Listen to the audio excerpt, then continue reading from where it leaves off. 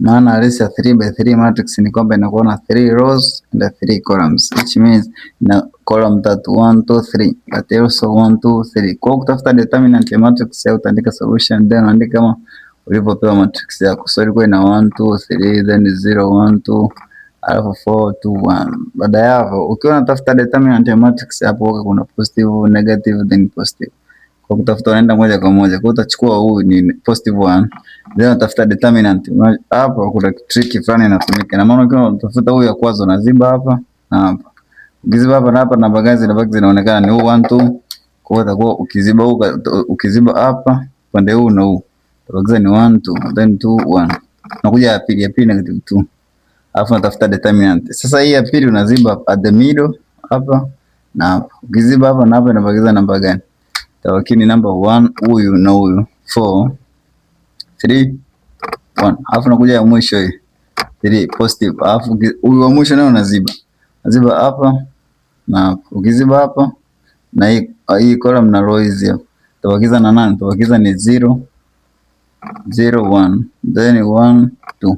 Baada hapo sasa naenda kumalizia moja kwa moja. Kwa hiyo itakuwa ni positive 1 alafu natafuta kama kaida ile determinant. Kwa hiyo itakuwa ni 1 minus this one minus 4. Ile left diagonal minus right diagonal. 1 minus this one 1 then minus 4.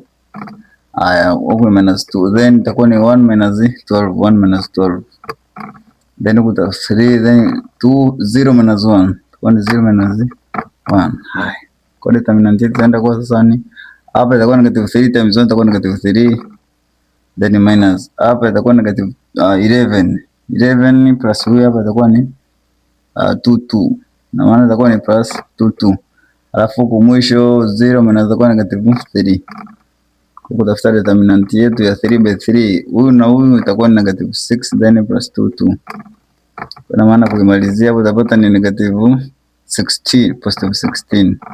Na kwa hiyo determinant ya matrix yetu itakuwa ni 16 positive. So basically issue kukumbuka hapa kwenye determinant ya 3 by 3 matrix unakuwa unaziba.